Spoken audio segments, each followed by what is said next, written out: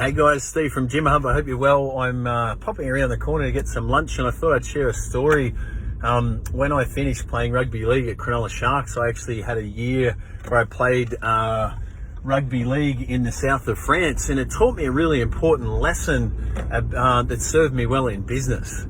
And that lesson is that you have to be willing to adapt. You have to be willing to roll with the punches if you want to be successable.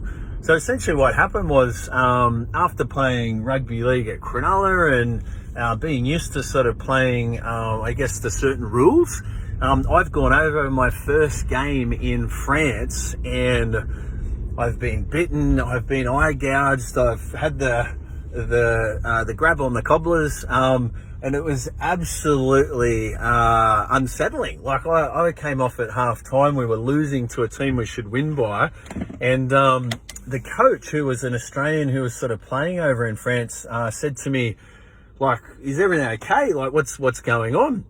And I was like, "Man, like, that's like should have been a penalty, and everything, like that's not how you play the game, and the ref's not doing their job." And he basically just said, like, "Welcome to France. This is how they play rugby. This is how they play rugby league. And you either need to adapt and, you know, be a bit more physical and be a bit more aggressive and just be aware that that's the way the French play it, or you have to consider that maybe it's not going to be the right fit for you." So I just realized I was at like a crossroads or a turning point. And I think in business, there's an opportunity where a lot of us are faced by a similar sort of decision, where we sometimes go, "Oh, it was so much easier when I had my gym 10 years ago." Like, no shit, that was the case. So you could have put out flyers at the time. You're probably the only one of like 5 gyms in your local area. Therefore, it was easier to get more leads and more members in the door. But that's not the case anymore. And it's like me sort of complaining that the French, you know, biting you in a rugby tackle isn't sort of appropriate. Unfortunately, that's the rules of engagement. So the decision I had to make on the day was to get out there and double down on the physicality. I had to really adapt my playing style in order to stay on in France, finish the whole season, and actually do a good job while I was there. Alternatively, I would have been better just jumping on a plane and sort of going home if I wasn't willing to sort of adapt.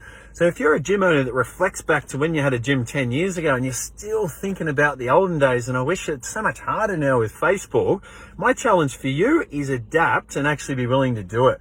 If you're a gym in Victoria and you've just been told you have to close again, you've got to go back to virtual training, I know it's not the best news you want to hear. At the same time, that's the playing environment. That's what you're being asked to do. The best thing you can do is be proactive. For the next 6 weeks, get as many people on virtual training as possible. Look after them, and they'll all come back to your gym when you restart.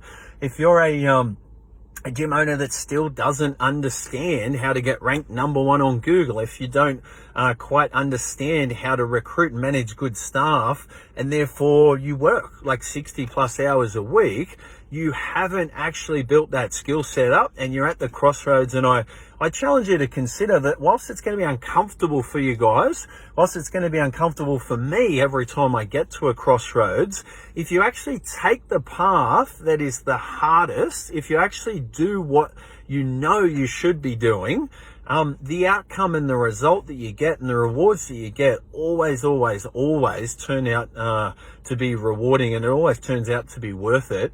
It's just confronting, and I think sometimes the speed at which we actually take it and make a decision at those crossroads often cruels us. We can sit there and we sort of delay learning how to do Facebook ads, and we run a business for like a gym for 3 years, and then we start to think, "Oh, maybe I'll make that decision now." In reality, we've just lost all that income and all that revenue and earning potential for 3 years because of the delay at the start. So, yeah, that's my little rant for the day. Rugby league in the south of France. It was, a life-changing experience. I loved it. And even though I felt like I had all the experience and the physicality and everything to succeed in rugby league, the way they do it's very different to the way we do it, where you're getting eye gouged and spear tackled and all that sort of stuff that still happens over there. And ultimately, I had to make a decision. I think for a lot of you guys at the moment, you're probably faced with a crossroads of one way or another inside your business. And I encourage you to face it for what it is. Stop looking back as to how it should be, or it's not fair, or whatever it might be, and just roll with the punches in front of you.